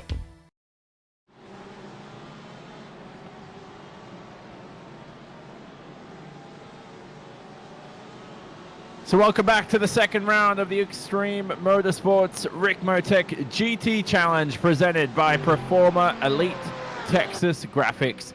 We're live on Apex Racing TV, and welcome if you're joining us on any of our associated platforms, whether it's Twitch, YouTube, or anywhere else. We hope you've been enjoying the action this afternoon here from Belle Isle, the virtual Belle Isle in Detroit, Michigan. It's been a chaotic race so far. Jonathan Swan in the commentary booth alongside Tyler Maxton. And Tyler, I tell you what, though, the leaders still yet to enter the pit lane in both classes, and that's just going to shape up a nice, thrilling finish here with 20 minutes remaining. Yeah, it's going to definitely throw up a nice finish. David Payton and Travis Schwenke, as soon as we come back in, decide to jump into the pit lane for us here. So David Payton and Schwenke, we'll see where they kind of file out. But right now, your leaders are Katie Bien and Andrew Karen. They have really been the class of the GTLM field today. They've had pretty much zero incident as far as big contact with the wall, and they have really not had too much issues as far as contact with traffic. So they have done a good job here to get this race going well for them. Travis Schwenke losing a lot of time in the pit lane here. David Payton's already left, and Schwenke's still in the box, and Hartley's even gone by as well. Yeah, a lot of damage to Schwenke, and his teammate Robert Hartley also makes his way past. The two Excite Energy Asprey Motorsports cars not having the best of days this afternoon, but it's good to see those two working together. I think Hartley and Schwenke in the long term can be a deadly team. I think if they can kind of work out these little kinks that we're kind of seeing, you know, maybe strategy-wise or anything like that, I think that they really can, like you said, be an absolutely deadly weapon to use here in the Ricmotech World Challenge and the GT Challenge Series. We've actually just got some information on the Ricmotech World Challenge Series coming in from Bobby Childs. The World Challenge will be back in 2020, and it will feature LMP1, GTE Pro, and GTE AM in a team endurance racing format. That will be exciting to see. Yeah, certainly looking forward to that. Here's Aeronom in the pit lane. Also looking forward to see where he feeds out. Definitely ahead of Mike Dan for the moment. I think, well, that's not even close. I was about to say it was going to be close heading into turn 3 here on the run through Central Avenue at Belle Isle, but they will remain the same. This is where all eyes are on right now, is whether or not Caden Bin can retain the lead over his teammate. Schwenke's been in the pit lane for an insane amount of time, hasn't he, Tyler? Yeah, he's still in the pit lane, so that leads me to believe that he is pretty much out of this race here, so he's got a lot of damage to the, at least on the one side, so looks like Schwenke's going to pretty much be out of this race. He's been in the box now for 2 minutes, and that is pretty much going to put him out of the race. And Caden's into the pit lane, your race leader. Karen continues, though. Andrew Karen reclaims the lead of the race, yet to enter his box. We'll see if this will be a quick stop for Caden Bin. He's already out of the pit exit. That's a quick stop for Caden Bin. He's ready to go here. He's left his box, and this will be close. So the pit time there, I'm reading, was 11 seconds in the pit stop, which is a good stop in your GTLMs. We know they can even have pit stops as low as 10 seconds, so 10. But Andrew Karen now with lap traffic may not be able to pass Caden Bin. He may not be able to, so we'll have to keep an eye on that one. Let's keep an eye on them. I'll try and pull up a quick overlay here to put that up on your screen for the driver overlay, and we'll look there. Keep your eyes on the track map here in just a few moments' time. Oh, there's a car spun off into the wall there. That was just a car being lapped by Andrew Karen. Now the thing is, Karen should be able to have fresh rubber. Well, he definitely not should, but will have fresh rubber for the rest of this event, as we watch Zach Rounds also into the pit lane now in your GT3 field. So a very long-waited pit stop in your GTD field. Robert Brist here, he may have been the driver in the wall, or has he run out of fuel? This is I believe that he was the driver in the wall. Because that rear wing doesn't look too... no, it looks fine, actually. But just the the Mercedes rear wing deceives you, doesn't it, with its design? But I think Robert Briss will be looking to enter the pit lane this time around. Yeah, so we're watching here with Andrew Karen, who still hasn't come into the pit lane. So Karen is really pushing out this this stop here. He's really extended his pit strategy right now. So Caden Bien, though, is 11 seconds ahead of Aeronom. So Aeronom hasn't been able to gain any time in the pit stops. I was expecting Aeronom to pull out some sort of outrageous strategy like we see him in the sports car series pull out, and miraculously go into the lead, even if he's like 10 seconds behind, but wasn't able to do that this time. And he will stay in third place. By the time everything sorts out, it should be good. For a spin like that, earlier on, you got no chance. Karen, though, this is his second lap, I believe, after Caden Bin by not pitting. So Karen's going along. We're stretching this quite long here. Look at all those GT3s in the pit lane. Jim List in his box. A couple others also leaving the pits. I think Andrew Carron, if he goes another lap, looks good for the end of this race, has to be said. He's lost a lot of time at the moment to Caden Bin. Carron continues, but he's going to have a mad dash to the finish on fresh rubber. I'm not sure if he'll be able to get it done. Yeah, it's definitely going to be difficult for him, at least for Ben, to keep up with his teammate, but wouldn't put it past Karen here. Maybe he tries some sort of a different strategy, extends the fuel a lot, and doesn't take tires. Because I didn't check in on Caden Ben whether he did take tires or not. I didn't check in on Aeronom either. I don't think that either of them did. So it would be very interesting if Karen maybe even feels that he's got the pace. And Tyler, 1.1 seconds a lap quicker was Andrew Carron last time round. So obviously Caden's had some lap traffic to deal with, but this could actually work for Andrew Carron. This is going to be extremely interesting to see whether he enters the pit lane this time round. Yeah, let's see if Karen enters the pit lane. Actually going to ride on board with him here in the BMW. The RSR Esports BMW. Surely he's going for it. Surely, if he doesn't go this time, then that would be an absolutely outrageous strategy over an hour, and he is. He's going for it. Safe into the box. Very, very safe there is Andrew Carron. All eyes here on Caden Bin, who was leading this race, well, for most of this race, up until he passed his teammate in the early laps. And here are the two teammates in a nice little scrap. We're expecting an 11-second pit stop for Andrew Carron. Guess what it was at the end of the day? 9 seconds for Andrew Carron in the box. He'll be out of that pit lane, I think, ahead here of Caden Ben. It's going to be close. He's for sure out ahead of Caden Ben. Let's watch here on the TV cameras. Carron is already rolling, and that's a 3.8 seconds he's gained. So let's see if Andrew Carron can sustain this advantage towards the end of this event. That is the driver there of Zach Rounds for Beast Racing, who's currently second, as you can see on the windscreen, as it displays on the top right-hand side of the windscreen there of the Audi. And he's currently got 10 seconds to Brendan Misler in the lead. So the GT3 order hasn't changed too much, but Andrew Carron leads. This might be a nice time to go through your order, Tyler. We know Andrew Carron now ahead of Caden Ben. What do you make of that? That's big news for RSR Esports. One of their cars, though, will finish on the top step, but they're able to keep it going. Let's jump back here to this battle, shall we? Jennifer McDonald and Chris Thorman. Chris Thorman in the Ferrari for D2D Esports leads, or right now is just ahead over Jennifer McDonald, who is currently a ninth for Team Street Survival in the number 99 BMW. So it is BMW versus Ferrari here. McDonald attacking Thorman, not able to do anything about it right now. Let's do a quick run through the order here. Aeronom is currently sitting in third. Mike Dam in fourth. That is close. We need to keep an eye on that as that continues here through the final 10 minutes of this race. Then a driver that we really haven't seen much at all here, Algarado in the Porsche.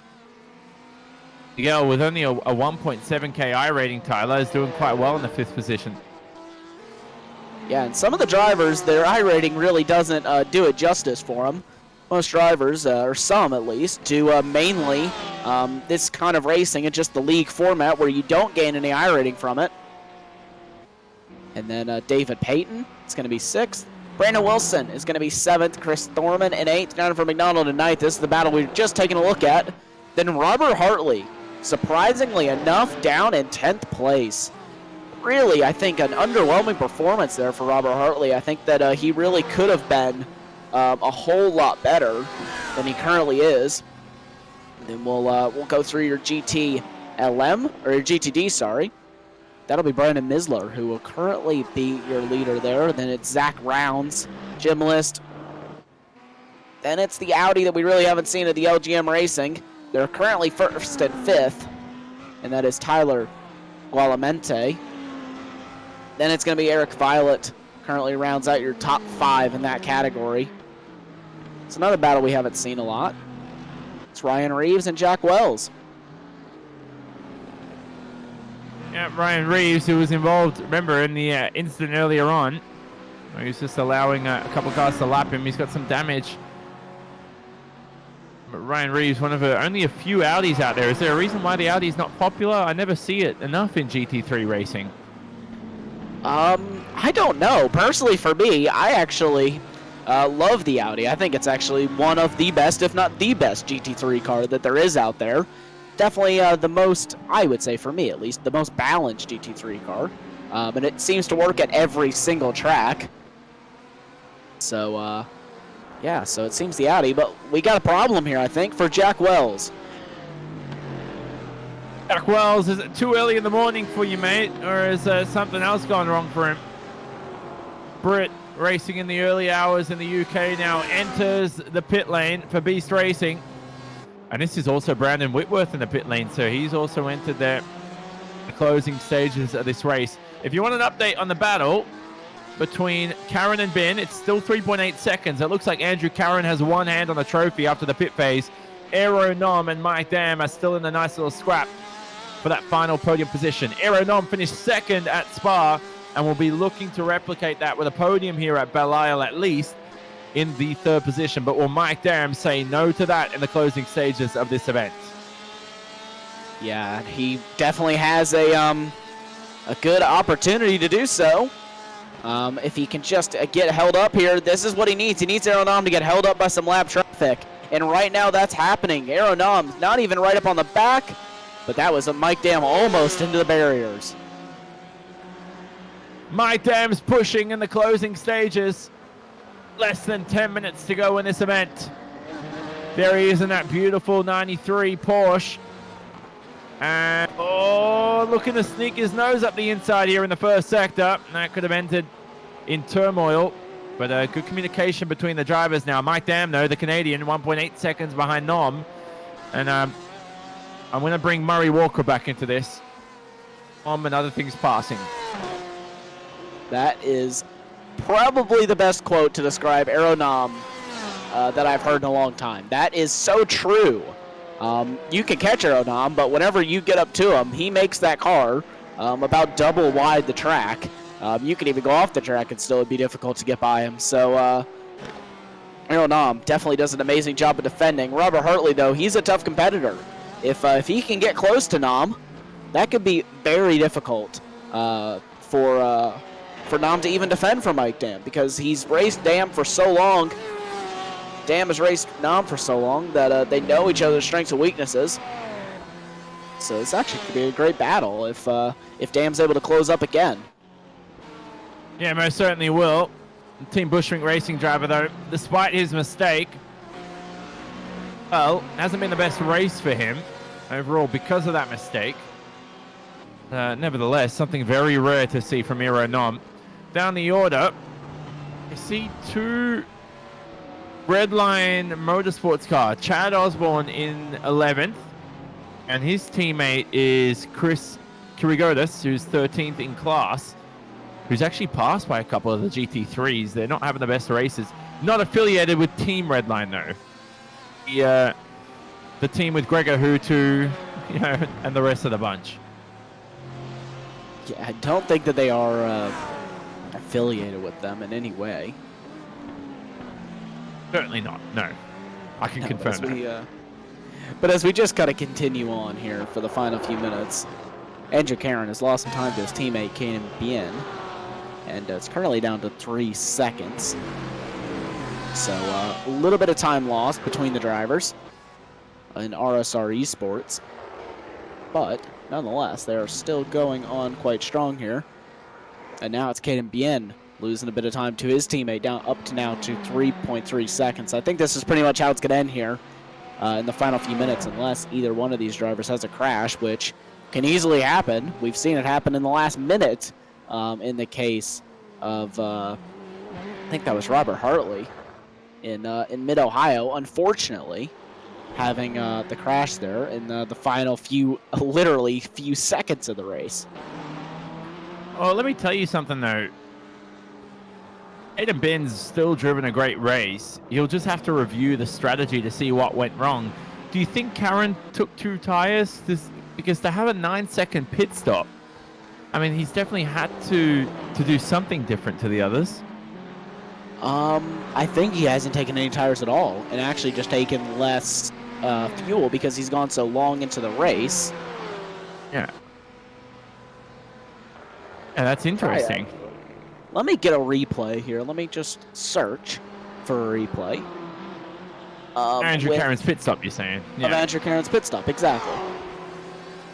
I'm really looking forward to this because Andrew Cameron, so he's pulled off an aeronom and has nailed strategy right. Didn't have the best races at Spa, so Andrew Cameron will hopefully use that as motivation for this round, and he certainly has.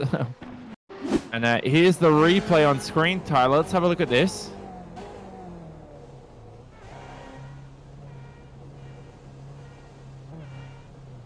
That's always tough in iRacing to where other cars are in the way. The car doesn't lift up his jack, so you might be right.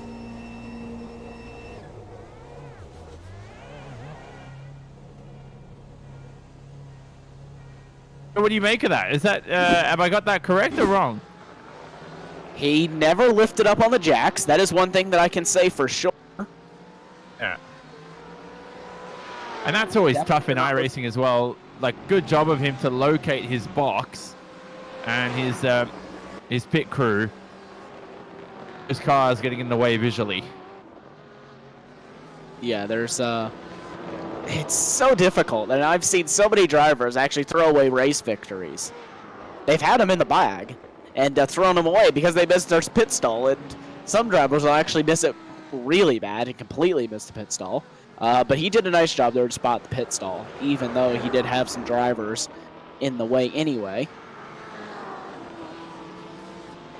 Now, the funny thing is that, I mean, I want to discuss that with Andrew Cameron after the race for sure, and that car is quite dusty, you can see on the left and right sides. I remember when I raced in the World Championship, Alexiu Siakala moved to a different sim other than iRacing, and he did a race, as we watch Caden Bin on the replay here, and he thought it was still iRacing in the other sim where you could drive through cars. He ended up having a crash in the pit lane, which is quite funny. Oh, Caden Bin's in the wall! Goodness! That happened. Oh, and that's another driver. Who is that almost came sliding in? That is... Who was that? I don't blame him. There was no room, really, unless you were trying to slot yourself up the inside. Definitely wasn't Jeff Jacobs. Was it Kevin Ford? I think it was. So Kevin Ford, who was behind Caden Bin, obviously not for position. Kevin Ford's been lapped. Down the order is Kevin Ford. This is Caden Bin, and oh goodness me, he's just. I mean, that's I think he might have just let go of the brake pedal too much. He's just not allowed the weight of the car to shift forward. A lot of oversteer. Yeah, that was an interesting one, but he is going to continue on. Luckily for him, that didn't end his night completely. But he doesn't have too much time, though. Andrew Cameron, I think he's going to come down here to grab the white flag. Yeah, most certainly. Andrew Curran in the first position, who's driven a phenomenal race, and he's got one hand now on the trophy, like we said, because you never know. There could be a final lap incident like we saw with Caden Bin in the second position. Caden Bin 9 seconds behind now, but most importantly, still ahead of Aeronom. Aeronom, I don't think will catch him in his remaining laps. I don't think so. There's only 5.9 seconds between them. I know so, unless Ben has another incident, which is definitely not unlikely. Considering the nature of Belle Isle, it can really bite you quite quickly, even if you think you've got it in the bag. Andrew Cameron could even still have an incident. Not saying that that's going to happen, but anything can happen here. Whether you may have the race won or not, the street circuit doesn't really care, and it will claim victims at any point if you make even just the slightest mistakes. Brendan Misler in your GT3 field is driving well. He's currently in the lead. We haven't seen much GT3 action out there today. He's ahead of Zach Rounds in the second position. Jim List is in third. So those three are in the top three of this race. They've remained in those positions for most of the event. And it's been a brilliant event from them so far. Tyler Guillemette is in the fourth position. And but we watch Andrew Carron now cross the line, receive the checkered flag. He is victor of round 2 of the Extreme Motorsports Ricmotech GT Challenge. It's been a brilliant victory for Carron. His teammate behind of Caden Bin makes it at RSR Esports 1-2 this afternoon. Iranom crosses the line and rounds out the podium. We'll look at your GT3 field, though. Zach Rounds receives the checkered flag, and he'll be ahead of Jim List for the moment. And that means that whatever happens to Brendan Misler on this final lap, the LMG racing driver will be crowned victor for your GTD field. Yep, and let's look here. Jeff Jacobs is coming through on Ian Gargon Renault. And they will all take the flag there. Renault, sadly, finishes down in 6th place. So he's definitely not had the best race at all there for him after starting on the pole position. Dropping way down the order. So he will definitely have to work on that one going into next race. But Belle Isle is kind of one of those rounds that I think a lot of the drivers use or just kind of a race that they don't really know how it's going to happen, what's going to go on. So they really can't. They really can't ever guess what's going to happen here for the final finishing order of that series. And Robert Hartley comes home in 8th place, I believe, 10th in class, I do believe. And there we go. Finishing order is now up on your screen. So here are your final race results for today's Ricmotech GT Challenge, presented by Performer Elite Texas Graphics. Andrew Carron takes victory ahead of Caden Bin. Those two, well, I'm not actually sure who led the most laps in this event. We'll have to look at that in a moment's time, because these two were quite even in terms of pace. And with a spin late in the day, Caden Bin, 9 seconds does not make up for, or doesn't represent, I should say, how close the battle was between the two RSR Esports teammates. Nom and Dam end up in 3rd and 4th. Era Nom with a mistake early on in this event. Could have had 2nd, of course, but Caden Bin, without a mistake, would have prevented that pass by Era Nom. So at the end of the day, it's a bit of a race of attrition, isn't it, here at Belle Isle? The cleanest will end up winning. And couple that with quickest, you get Andrew Carron with a race victory, his first of the year. Mike Dam in 4th, like we said. Miguel Acrudo, who had a brilliant result in the 5th position. Top 5 result for him for Delta Racing. Down the order, we see Brandon Wilson and Chris Thorman in 6th and 7th. Robert Hartley, with damage at the end of the day, ended up in 8th.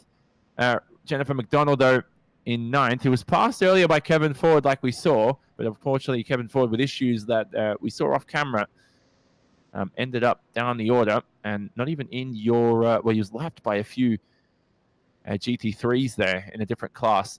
We look at your GT3 order, and the winner was Brendan Misler for LMG Racing, and he drove quite well there after the a chaotic first few laps, wasn't it, in GT3s? And when I say chaotic, I mean a lot of on-track battles. We saw Jim List leading the event early on, Zach Rounds the same, Galamete as well in the LMG Racing car. But at least it's good to see 2 LMG Racing cars there in the top 4, followed by Eric Violet in the 5th position, 2 D2D Esports drivers in your top 5 for today's event. Gagnon Renault, your pole sitter, ended up in 6th. So either he's nailed qualifying or he'll have to review his race performances and see where he can place that Alpine Sim Sport car at Le Mans in just a few weeks' time. And you can see Tyler Shiflett, Brandon Whitworth down the order, along with some other notable names of Ramler, McMurphy, Wells, and Taylor in this field. So unfortunately, we see a few GTE cars there, Tyler, not finishing close to their class. So a lot of issues for the likes of Brock Hopkins and Jeff Jacobs. A race to maybe not to forget, but to just quickly learn your mistakes and move on to the next one. Yeah, and this is kind of one of those races, in my opinion, where even if you are a really, really quick driver, anything can happen. I mean, you can even just have the slightest mistake and you're off and into the wall, just like we saw with Kane and Ben. Went off and into the wall there, just with the slightest mistake. And that's one of the things that this track can throw up at you, and it can easily cause you to have a DNF. So I think that's kind of what I'm going to chuck that up to. For them, they did not have a very good race for those drivers. And I think we have a driver in the interview room. And actually, we have a driver in the commentary booth. Yeah, we do. So it's Brendan Misler, who, not sure Brendan Misler is available. Are you there, mate? Yeah, sorry. You're good. Just trying to make sure. So Brendan Misler, your race winner today in your GTD field, and for you, it was quite a. I don't want to say chaotic, but it was quite a scrambling first few laps, wasn't it? Jim List was leading at one stage. Gagnon Renault had a poor start, but you yourself found your way through all the traffic, found your way up through the field, and you actually took quite a dominant victory. It has to be said. Yeah, it was. I was hoping I could get through the first couple laps okay. A track like this, track position is very important. So trying to get that as quick as you can was the goal, really. And you yourself were in the Audi, and you ended up winning this event. Is there a reason why a lot of drivers didn't opt for the Audi here today? I do not know. This is the first GTD car I've been in, and this is the first time I've been in it, other than the last race. So I'm not too familiar with the other cars, so I couldn't tell you honestly. And you've only been an iRacing member since 2018 as well. You're a rookie to this league, only joining in the past couple of months.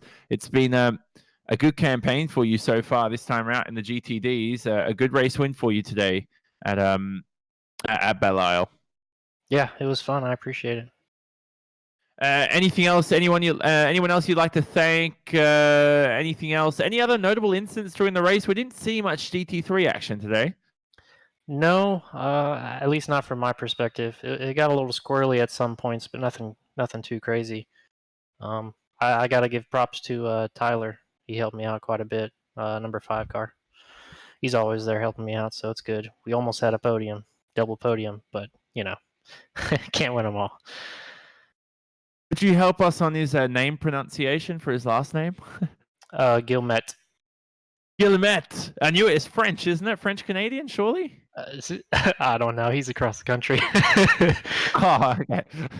So there's Brendan Mislow, who came home in the lead there and ended up taking victory for your GT3 field. His first race victory for the season. Thanks, Brendan. Hopefully see you next round at Le Mans in a few weeks' time. And Awesome. Tyler, for him, a brilliant race victory. We'll speak to Zach Rounds, though, who came home in second, and you'll be alongside him for post-race interview coverage.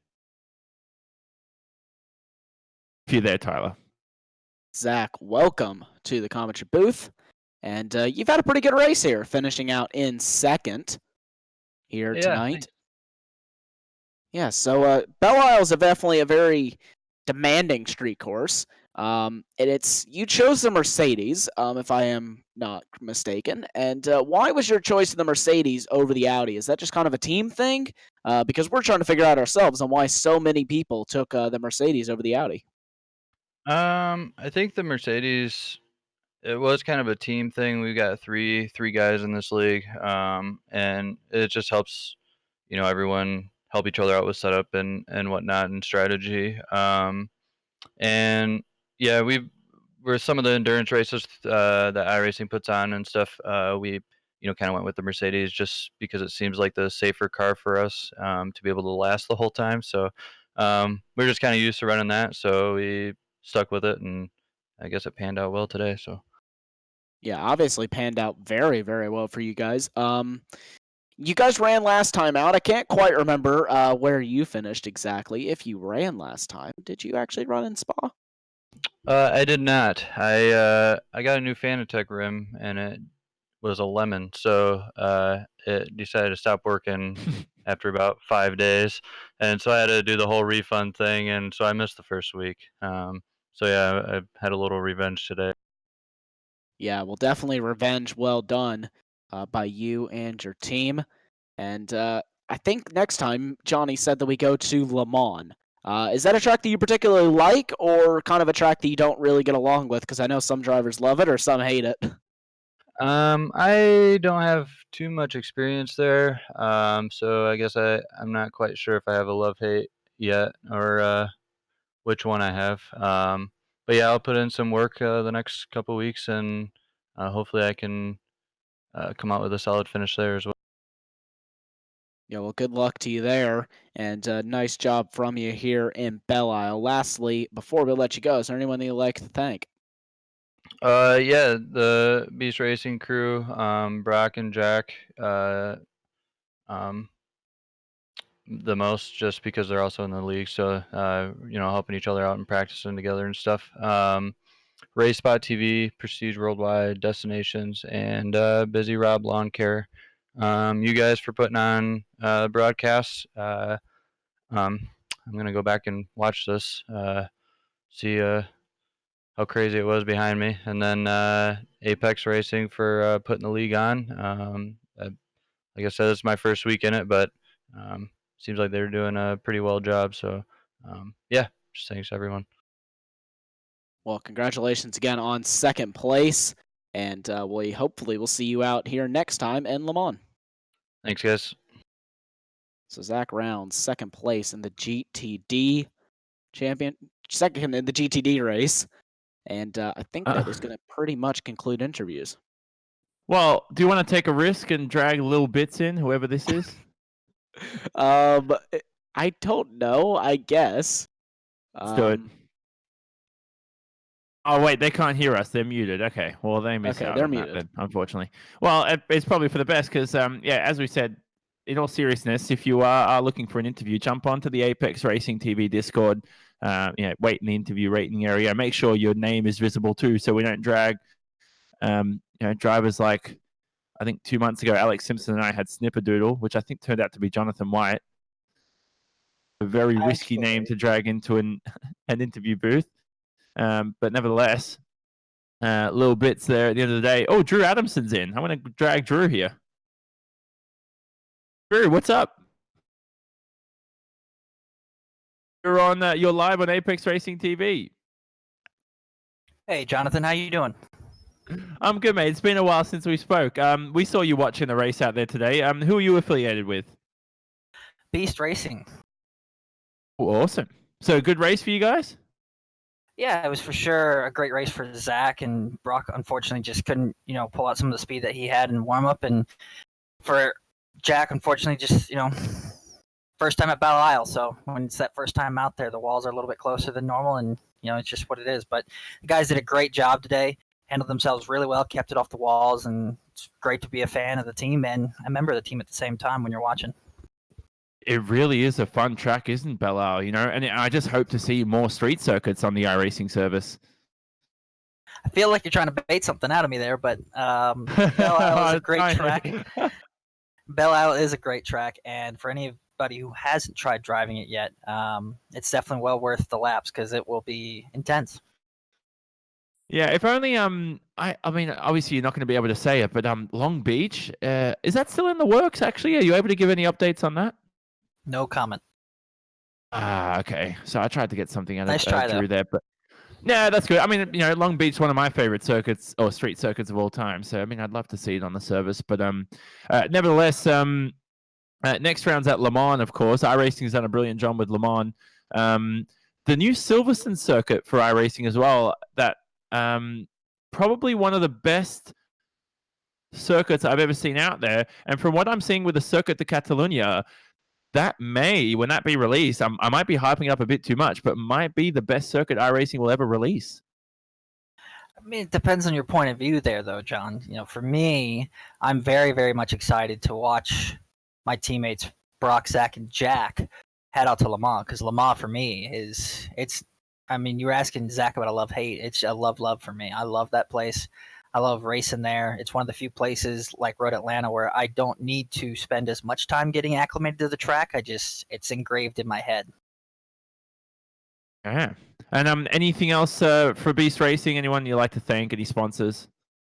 I think Zach pretty much hit it on there for us. Race Spot TV, Prestige Worldwide, Destinations, and Busy Rob Lawn Care. Thank you so much for everything they do to be a part of what we're trying to do and being on the car and supporting us. We really appreciate everything that they bring to the table for us. So that's Drew Adamson, who's also a member of iRacing, a member of Beast Racing, of course, representing them this afternoon in post-race interviews. And thanks again, Drew. I'll hopefully see you at the next round at Le Mans. And hopefully all goes well for Beast Racing themselves. And Tyler, before we wrap up today, we head to Le Mans in a few weeks' time. And to me, again, that's going to be a long circuit, a 90-minute event. I don't think traffic will be too big of an issue at Le Mans, but you'll definitely be looking to set that car up for those long straights down the Mulsanne. Yeah, definitely will be looking to really set that car up to get down the Mulsanne straights, but you also can't give up too much time through the Porsche curves, through the curves de karting, and through the Ford chicanes. You can never give up too much time through there because at the end, it's going to cost you a lot, more than you will even gain down the Mulsanne. So it's really a give-take at Le Mans as far as setup goes. So it will be interesting to see where drivers try to set their cars up to do well. I know the Porsche is definitely a whole lot stronger through the quite twisty stuff in comparison to the Ferrari, but lacks in straight line speed. So that's going to be one of the races that I think is going to be very much driver skill, less car. You could say there in the end. So that one will be a lot of fun, a lot of drafting, and should be an absolutely amazing event. The championship standings, of course, Caden Bin still leads overall in your GTLM class, but looking at the GTDs, it is still wide open out there after a chaotic first few rounds in those GT3s.